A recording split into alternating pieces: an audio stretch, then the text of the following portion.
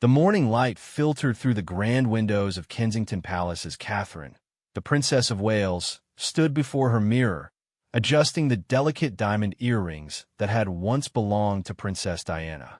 Today was no ordinary day. Tonight, she and William would attend the Royal Variety Performance, an event that had become more than just a charitable obligation. It had transformed into something deeply personal, a symbol of their journey together and their commitment to using their platform for meaningful change. Catherine's reflection showed a woman who had grown into her role with grace and determination. The shy girl who had once dated a prince at university was now a confident royal, mother of three, and passionate advocate for causes close to her heart. Yet, as she prepared for this evening's performance, memories of their early days together flooded back, reminding her of how far they had both come. The story of their relationship with the Royal Variety Performance began 7 years ago, when they were newlyweds still finding their footing in the complex world of royal duties.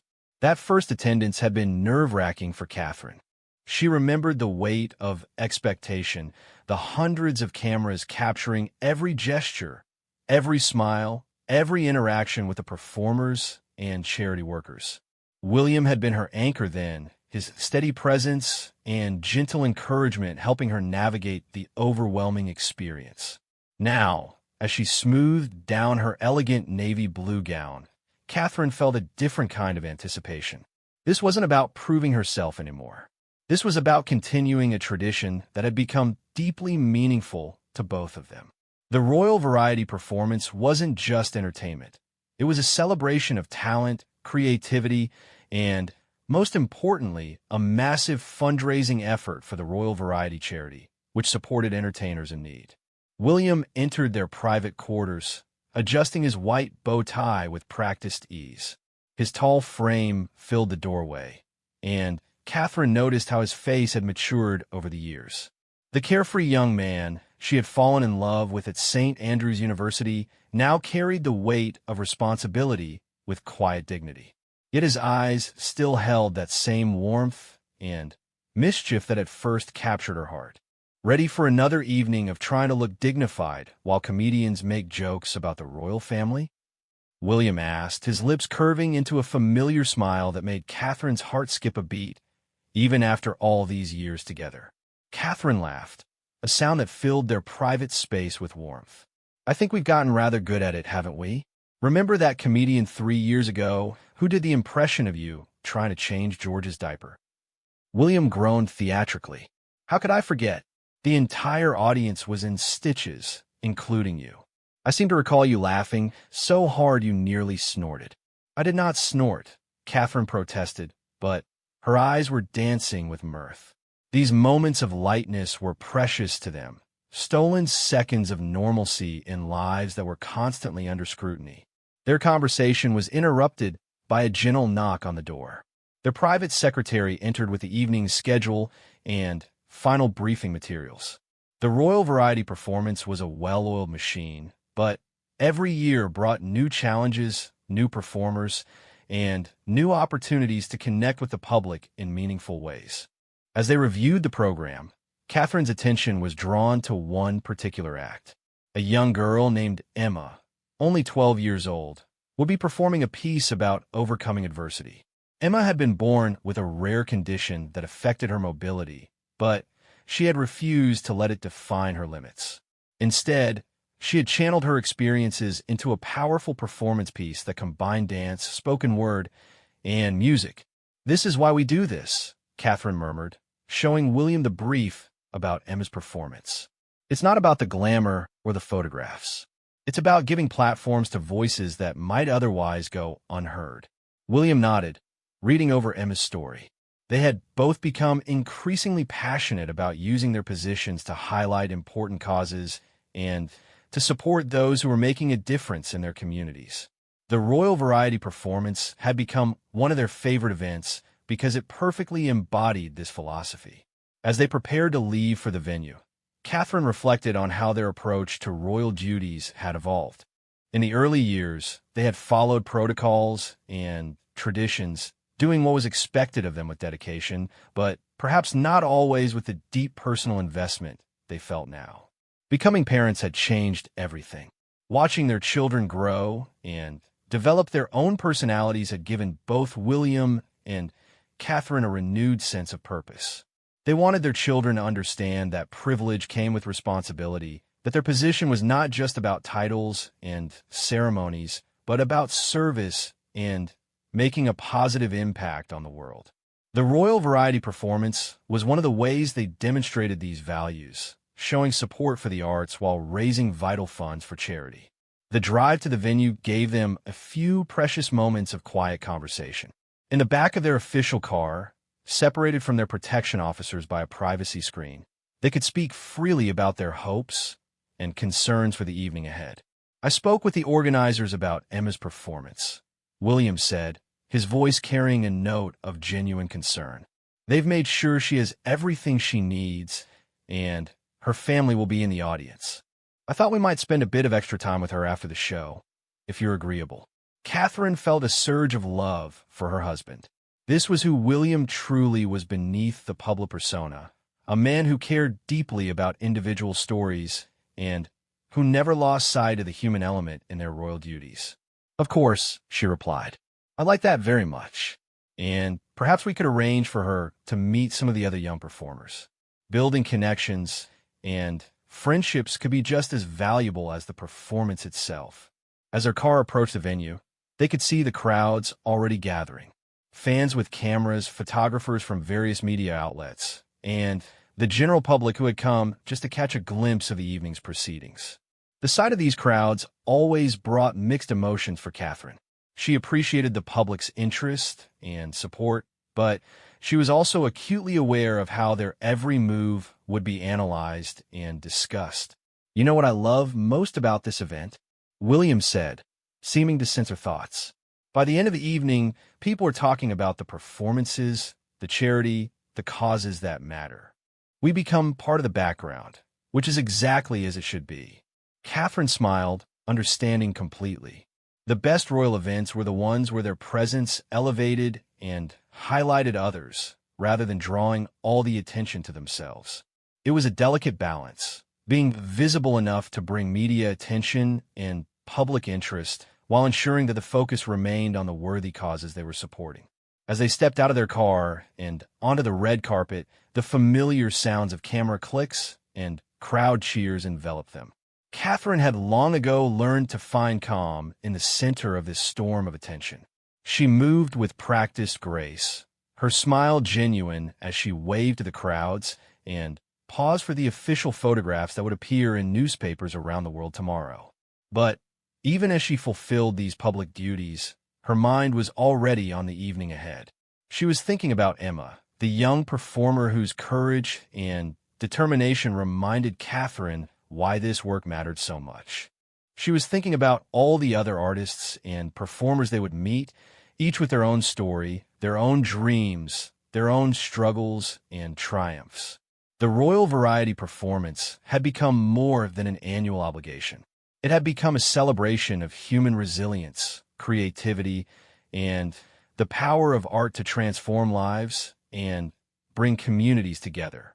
As Catherine and William made their way into the venue, greeting organizers and early arrivals, they carried with them not just the dignity of their royal roles, but a genuine excitement for the evening of inspiration that lay ahead. The venue itself was buzzing with anticipation. Behind the scenes, performers were making final preparations, charity workers were coordinating last-minute details, and the technical crew was ensuring that every light, every sound cue, and every camera angle would be perfect. This was a production that reached millions of viewers, and everyone involved understood the importance of getting every detail right. For Catherine and William, these behind-the-scenes moments were often the most meaningful part of the evening. Away from the main audience and the television cameras, they could have genuine conversations with the people who made the event possible.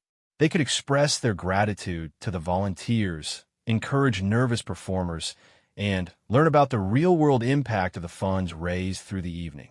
As they met with the evening's hosts and key organizers, Catherine found herself thinking about how this event connected to their broader work as working royals. Every engagement, every appearance, every conversation was an opportunity to learn, to support, and to use their platform responsibly. The Royal Variety performance brought together so many elements they cared about: supporting the arts, raising money for charity, celebrating diversity and inclusion, and providing inspiration to young people who might be facing their own challenges. The evening was just beginning, but already Catherine could feel the magic that made this event special year after year. It wasn't just the glamour or the celebrity performances, though those certainly added to the excitement. It was the sense of community, the shared commitment to making a difference, and the reminder that art and creativity could bring people together across all boundaries of background, age, and circumstance. As they took their places for the beginning of the performance, Catherine caught William's eye and saw her own excitement reflected there. They were ready for whatever the evening would bring, knowing that by tomorrow morning, they would have new stories to tell, new connections made, and new inspiration for the work that lay ahead of them. The auditorium lights dimmed as Catherine and William settled into their seats in the royal box, the familiar surge of anticipation filling the air around them. The Royal Variety performance had officially begun, and with it came 2 hours of entertainment that would showcase the very best of British and international talent, while raising crucial funds for those in the entertainment industry who needed support. Catherine adjusted her program, scanning the list of performers one more time. Each name represented not just an act, but a story. There was Marcus, the magician who had learned his craft while recovering from a serious accident that had left him unable to pursue his original career as a professional dancer. There was the gospel choir from Birmingham, made up entirely of young people from disadvantaged backgrounds who had found their voices through music. And then there was Emma, the 12-year-old whose performance Catherine was particularly looking forward to. As the evening's hosts took the stage, Catherine reflected on how much the Royal Variety performance had changed over the years she and William had been attending. The format remained traditional in many ways, but the content had evolved to reflect a more diverse and inclusive entertainment landscape. Tonight's lineup included performers from various ethnic backgrounds, different abilities, and a wide range of ages, from children to senior citizens who had never given up on their dreams. The first act was a stunning dance performance by a contemporary ballet company that told the story of resilience through movement. As Catherine watched the dancers glide across the stage, their bodies expressing emotions that words could never capture, she found herself thinking about her own journey of finding her voice within the royal family. Like these dancers, she had learned to communicate through actions, through presence, and through the careful choreography of public life. William leaned slightly toward her, speaking quietly so as not to disturb other audience members. "Remember our first year here? You were so nervous about clapping at the right time." Catherine smiled at the memory. She had indeed been terrified of making any social missteps, worried about when to stand, when to clap, how long to applaud.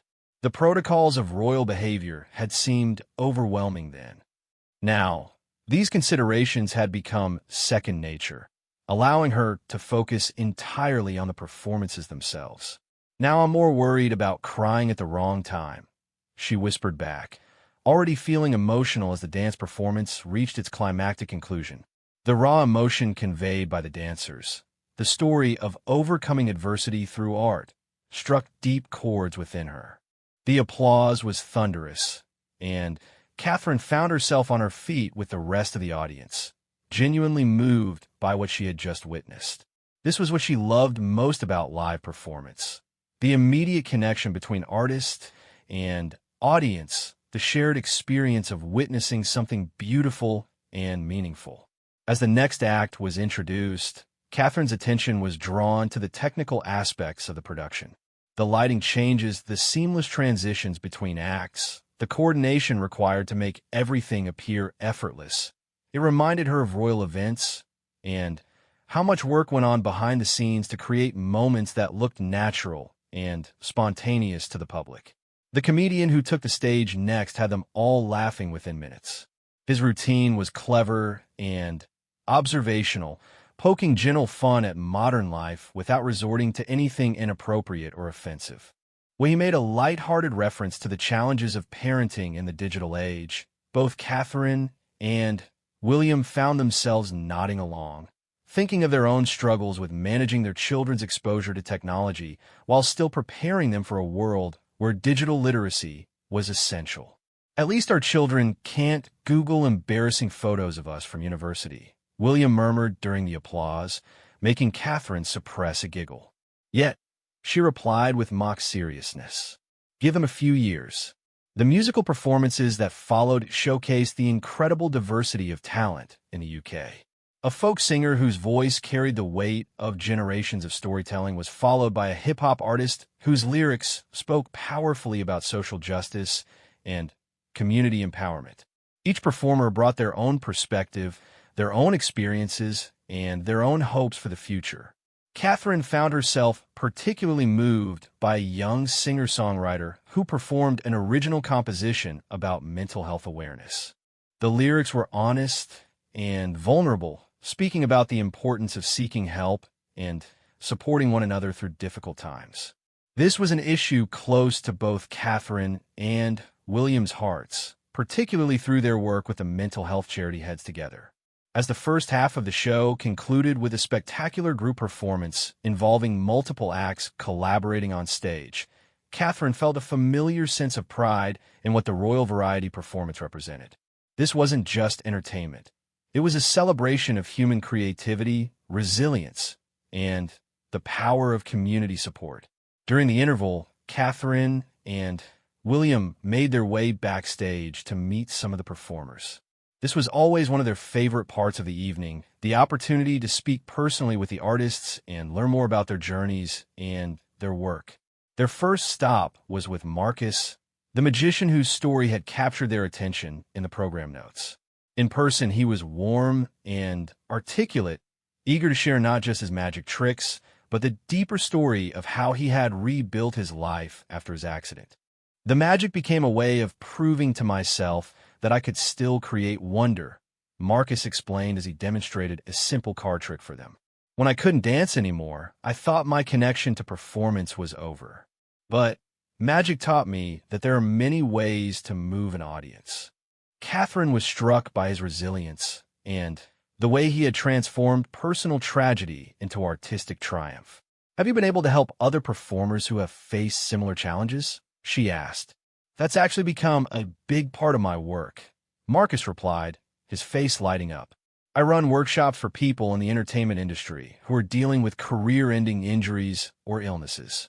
We explore how their existing skills can be adapted and transformed rather than abandoned." William and Catherine exchanged glances, both recognizing the broader applications of Marcus's approach. This was exactly the kind of innovative thinking and community support that made the entertainment charity so valuable. Their next conversation was with the members of the Birmingham Gospel Choir. The young singers, ranging in age from 14 to 22, were buzzing with excitement about their performance.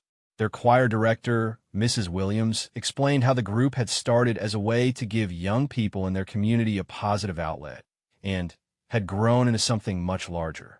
Many of these young people had never seen live professional entertainment before joining the choir, Mrs. Williams shared. Now they're performing on one of the biggest stages in the country. It's shown them that their dreams aren't too big. Catherine knelt down to speak with some of the younger choir members, asking about their favorite songs and their hopes for the future. Their enthusiasm was infectious, and she found herself genuinely curious about their individual stories and aspirations. One young woman, Sarah, mentioned that she was studying to become a music teacher while continuing to perform. "I want to start more choirs like this one," she said with quiet determination. "Music saved my life, and I want to help it save other lives too." These conversations reminded Catherine why she and William were so committed to their charitable work. Behind every statistic, every funding report, every policy initiative, there were individual human stories of struggle, hope, and transformation. As they made their way to meet Emma, the 12-year-old performer whose story had particularly touched them, Catherine felt her anticipation building. Emma was waiting with her parents, a quiet but confident young girl who carried herself with remarkable poise for someone so young. "I'm nervous, but excited," Emma admitted when Catherine asked how she was feeling about her upcoming performance. "I've been working on this piece for over a year. It's about showing that different doesn't mean less than." Her parents explained that Emma's condition affected her mobility, but that she had refused to let it limit her artistic expression. Instead, she had worked with choreographers and movement specialists to create a performance that celebrated her unique perspective and abilities. "Emma has taught us so much about persistence and creativity," her mother said, pride evident in her voice. "She sees possibilities where others might see limitations." William was particularly interested in hearing about Emma's creative process. "How do you decide what story you want to tell through your performance?" he asked. "I think about what I wish people understood," Emma replied thoughtfully. "About what it's like to be different, but also about what it's like to be the same as everyone else in the ways that really matter." Catherine felt a lump forming in her throat as she listened to this wise young girl speak about her art and her experiences. Emma's maturity and insight were remarkable, but what struck Catherine most was her fundamental optimism and her desire to use her platform to educate and inspire others. As the second half of the performance was about to begin, Catherine and William returned to their seats with renewed appreciation for what they had just experienced. The conversations backstage had reminded them that every performer on that stage represented countless hours of practice, years of dedication, and often significant personal sacrifice in pursuit of their artistic goals. The second half opened with a spectacular circus act that had the entire audience on the edge of their seats. The performers moved through the air with grace and precision that seemed to defy the laws of physics, their routine perfectly synchronized to a musical score that built tension and released it in waves. But it was Emma's performance that truly stole Catherine's heart. When the young girl took the stage, the entire auditorium seemed to hold its breath. Her piece was unlike anything Catherine had seen before, a combination of movement, storytelling, and music that was both deeply personal and universally relatable. Emma moved across the stage with purpose and grace, her different physicality becoming part of the artistic expression rather than something to be hidden or overcome. Her spoken word portions were delivered with a clarity and conviction that would have been impressive in an adult, let alone a 12-year-old.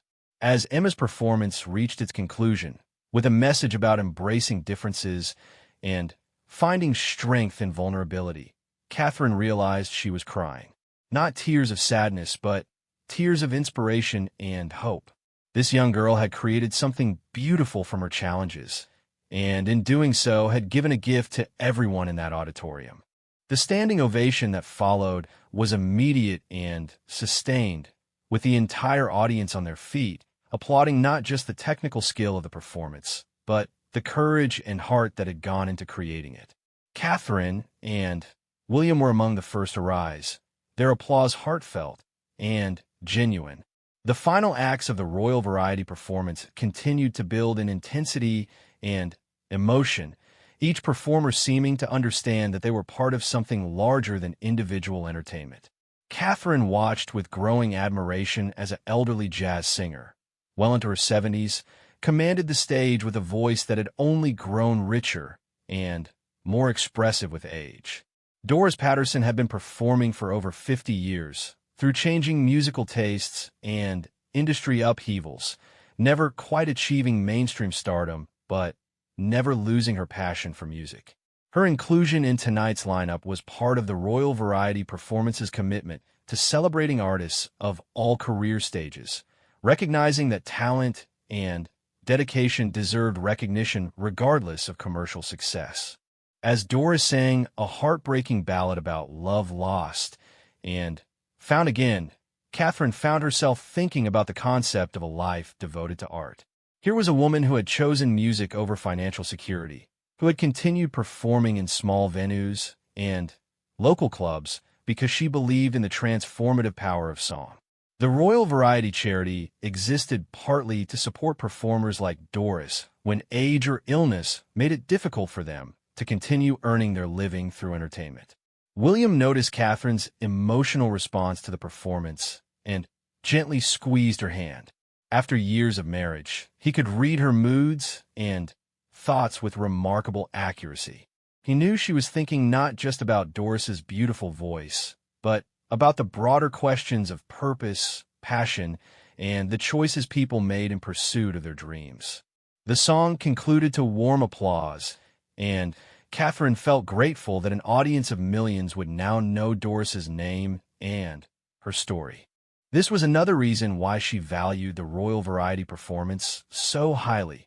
It provided a platform for artists who might not otherwise receive national recognition, sharing their talents with audiences they could never reach through their usual venues. As the evening moved toward its climactic finale, Catherine reflected on how the night had unfolded. Each performance had been excellent in its own right, but together they had created something greater than the sum of their parts. The diversity of acts, ages, backgrounds, and artistic styles had painted a picture of a vibrant, inclusive creative community.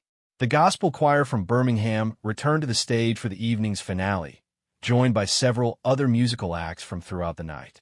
As their voices blended together in a soaring arrangement of a classic song about hope and unity, Catherine felt the power of collective artistic expression.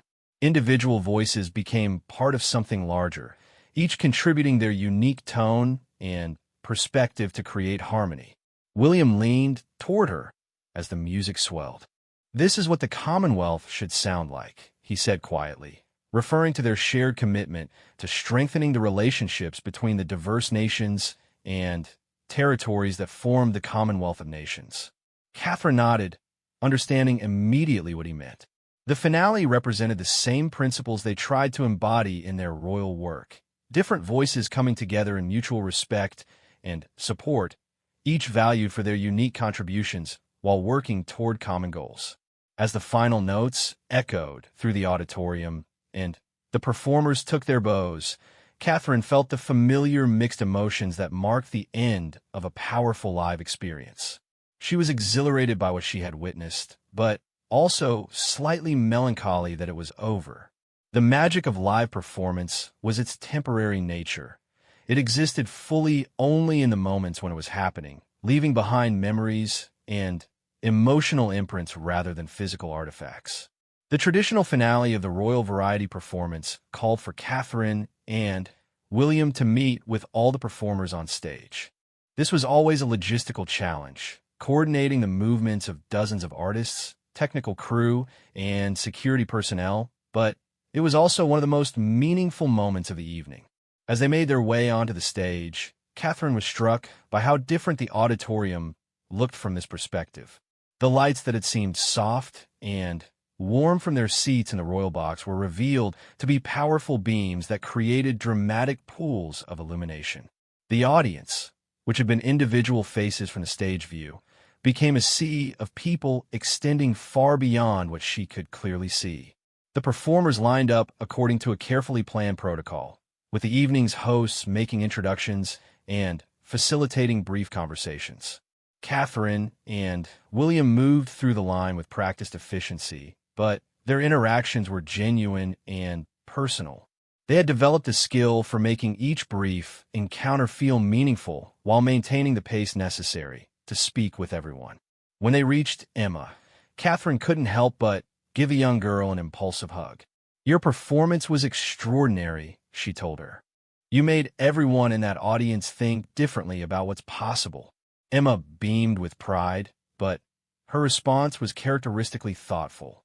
"I hope it helps other kids like me believe in themselves. That's what I really wanted to do." "I think you've certainly accomplished that," William added. "But I suspect you've also inspired many adults to reconsider their own limitations." Emma's parents stood nearby, clearly overwhelmed by the surreal experience of their daughter performing on such a prestigious stage and now speaking with the future king and queen. Catherine made sure to include them in the conversation, understanding that behind every young performer was a family who had provided support, encouragement, and probably significant sacrifice. "Thank you for nurturing such an incredible talent," Catherine told Emma's parents, "and for teaching her to use her gifts to help others." As they continued down the line of performers, Catherine found herself energized by each conversation.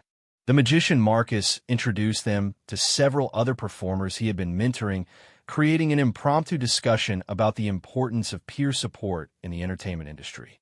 The jazz singer Doris shared stories of legendary performers she had known early in her career, creating connections between past and present that reminded everyone of the long tradition they were all part of. The members of the Birmingham Gospel Choir were still buzzing with excitement, talking over each other in their eagerness to share their experiences. Catherine learned that this performance had already opened doors for several of them, with offers to perform at other venues and invitations to audition for professional opportunities. "This is just the beginning for us," their director, Mrs. Williams, explained. "Tonight has shown these young people that their voices matter, that their stories deserve to be heard on the biggest stages." As the formal meet and greet concluded and the performers began to disperse, Catherine and William lingered on stage for a few extra moments. The auditorium was emptying, but the energy of the evening's performances seemed to hang in the air around them. "Every year, I think I know what to expect from this event," Williams said, looking out over the now mostly empty seats. "And every year I'm surprised by how moved I am by the individual stories." Catherine nodded, understanding completely.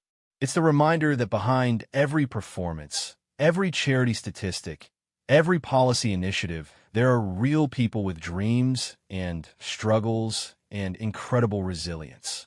They were interrupted by one of the evening's organizers, who approached with financial updates about the funds raised through ticket sales, corporate sponsorships, and viewer donations. The numbers were impressive, representing thousands of pounds that would go directly to supporting entertainers in need through the Royal Variety charity. But as Catherine listened to the figures, she found herself thinking less about the monetary impact and more about the human connections that had been forged during the evening. Emma would go home with increased confidence and new performance opportunities. The gospel choir members had been exposed to professional possibilities they might never have imagined. Doris had shared her music with millions of new listeners who would carry her songs in their hearts. These intangible benefits were harder to measure, but perhaps more valuable than any financial contribution. The Royal Variety performance created ripple effects that would continue long after the auditorium lights were turned off and the stage was cleared. As they prepared to leave the venue, Catherine and William were approached by several of the performers who wanted to continue conversations that had been necessarily brief during the formal introductions. These impromptu discussions, away from the cameras and official protocol, often provided the most meaningful insights into the artist's experiences and perspectives. Marcus, the magician, shared his vision for expanding his workshops for performers dealing with career challenges. He had ideas for collaborating with medical professionals to develop rehabilitation programs that incorporated artistic expression, and he was passionate about creating support networks that connected performers across different disciplines. "Tonight has reminded me that we're all in this together," he said. "The boundaries between different types of performance are artificial. We're all storytellers. We're all trying to create moments of wonder and connection." Catherine was intrigued by his interdisciplinary approach and found herself asking detailed questions about his methodology and his results. This was the kind of innovative thinking that could inform broader approaches to rehabilitation and community support, extending far beyond the entertainment industry. Mrs. Williams from the Gospel Choir had similar aspirations for expanding her program's impact. She spoke about her dream of creating a network of community choirs that could provide opportunities for young people across the country, using music as a tool for education, social cohesion, and personal development. "Music teaches so many skills beyond just singing," she explained. "Discipline, cooperation, confidence, creativity. These young people learn to support each other, to work toward common goals, to express themselves in healthy ways. William was particularly interested in the potential connections between Mrs. Williams's work and some of the youth development programs he supported through his charitable foundation. The conversation revealed possibilities for collaboration and mutual support that could amplify the impact of both organizations. As the evening finally wound down and Catherine and William made their way back to their car, they carried with them not just memories of beautiful performances, but genuine excitement about potential future projects and partnerships. The Royal Variety performance had once again demonstrated its power to create connections and inspire action beyond the entertainment itself. The drive back to Kensington Palace gave them time to process the evening's experiences and begin thinking about how they might follow up on the conversations and commitments they had made. This was always part of their approach to royal engagements, looking for ways to extend the impact beyond the immediate event. The following morning brought a crisp autumn day to Kensington Palace, with golden light streaming through the windows as Catherine sat in her private office, reviewing the previous evening's events and making notes about potential follow-up actions. The Royal Variety performance had ended late, but sleep had been elusive as her mind continued to process the powerful performances and meaningful conversations that had filled the night. William appeared in the doorway with 2 cups of coffee, a morning ritual that had become even more precious as their schedules grew increasingly demanding. He settled into the chair across from her desk, and they shared a comfortable moment of quiet before the day's responsibilities fully claimed their attention. "I've been thinking about Emma," Catherine said, accepting her coffee gratefully, "and about what we might be able to do to support young performers like her who are using their art to challenge perceptions and inspire others." William nodded, having had similar thoughts throughout the night. "I spoke briefly with our foundation team this morning. They're already researching programs that support young artists with disabilities. Apparently, there's quite a gap in funding and opportunity despite the incredible talent that exists." This was typical of their approach to royal engagements. Rather than simply attending events and moving on, they looked for ways to translate their experiences into concrete actions and long-term commitments. The Royal Variety performance had become more than an annual obligation. It had evolved into a source of inspiration and direction for their charitable work. Catherine's phone buzzed with a message from her private secretary. The morning newspapers had provided extensive coverage of the previous night's performance, with particular attention to the moment when Catherine had been visibly moved by Emma's performance. The photographs captured her genuine emotional response, and the accompanying articles praised the royal couple's authentic engagement with the artists and their causes. "It's interesting how the media coverage has focused on the stories behind the performances rather than just the entertainment value," Catherine observed, scrolling through the various articles. Emma's story is being shared widely, and apparently the Royal Variety Charity's website crashed this morning from people trying to make donations. William smiled at this news. "That's exactly what we hope for from these events. The royal presence draws media attention, but the real stories, the artists, the charity work, the important causes become the focus." Their conversation was interrupted by a call from Emma's mother. The young performer and her family had been overwhelmed by the positive response to her performance, with messages of support and encouragement flooding in from around the world. More importantly, several organizations had reached out with opportunities for Emma to share her story and her art with even wider audiences. "Emma wanted me to thank you both personally," her mother said, her voice filled with emotion. "Last night changed everything for her. Not just the performance opportunities, but the sense that her voice matters, that her story can make a difference." After the call ended, Catherine and William sat in thoughtful silence. These were the moments that reminded them why they had chosen to embrace their royal roles so fully, despite the sacrifices and challenges that came with life in the public eye. when they could use their platform to amplify voices like Emma's, to create opportunities for talented individuals who might otherwise struggle to be heard. Their work felt deeply meaningful. The morning schedule included a visit to a local arts center that provided performance opportunities for young people from disadvantaged backgrounds. Originally planned as a routine engagement, the visit now carried additional significance in light of the previous evening's experiences. As they traveled to the arts center, Catherine found herself thinking about the broader implications of what they had witnessed at the Royal Variety performance. The diversity of talent, the range of backgrounds and experiences represented, and the power of art to transcend traditional boundaries all spoke to larger questions about society, inclusion, and opportunity.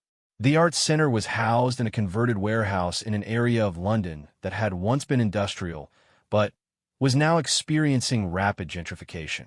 The organization's leaders had deliberately chosen to remain in this changing neighborhood, determined to ensure that arts education remained accessible to local families even as property values rose around them. The young people they met during their visit could have stepped directly from the stage of the Royal Variety performance. Their talent was evident, but so were the challenges they faced in pursuing their artistic ambitions.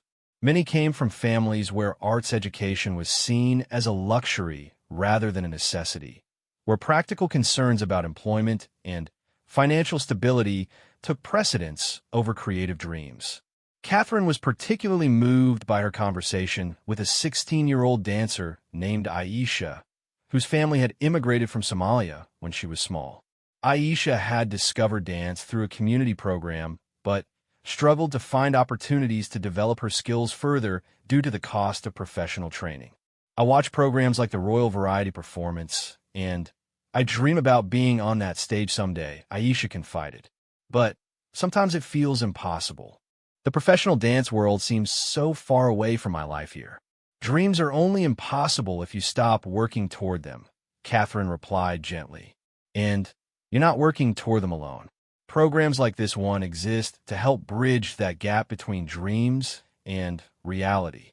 William was engaged in a similar conversation with a young musician named James, whose original compositions combined classical training with contemporary urban influences. James had been offered a scholarship to a prestigious music school, but his family was struggling with the associated costs of accommodation and living expenses. The talent is clearly there, William said to the Art Center director during a private moment. What these young people need is practical support and opportunities to connect with professional networks. The director, a former professional musician herself, nodded enthusiastically. That's exactly what we're trying to provide. But we're always competing for funding with more established institutions that have better connections and more resources. As the visit continued, Catherine and William learned more about the specific challenges facing community arts organizations. Despite providing essential services and nurturing incredible talent, these organizations often struggled with unstable funding, limited facilities, and difficulty accessing professional networks that could provide opportunities for their students. This is where we might be able to make a real difference, Catherine suggested to William as they watched a group of young actors rehearse a scene from Shakespeare. Not just through financial support, but by helping to create connections and raise awareness about the work these organizations are doing. The idea that began forming during their visit was ambitious but practical. What if the Royal Variety performance could be expanded beyond its annual event format? What if there were regional performances throughout the year, showcasing local talent and raising funds for community arts programs? What if young performers like Emma and Aisha could be connected with established artists who could provide mentorship and guidance? During lunch with the Arts Center's leadership team, Catherine and William shared these preliminary thoughts and were met with enthusiasm and additional ideas. The conversation revealed a network of similar organizations across the country, all doing valuable work but often operating in isolation from each other. Imagine if we could create a system where young performers from programs like this one could audition for slots in regional Royal Variety performance events. suggested one of the youth coordinators. It would give them performance experience, raise awareness about their local programs, and create a pathway toward the main event. William was intrigued by the possibilities, and established performers could be paired with local organizations for masterclasses and workshops. The knowledge sharing could benefit everyone involved. As the afternoon progressed, what had started as a routine engagement began to transform into a planning session for a potential expansion of their charitable focus.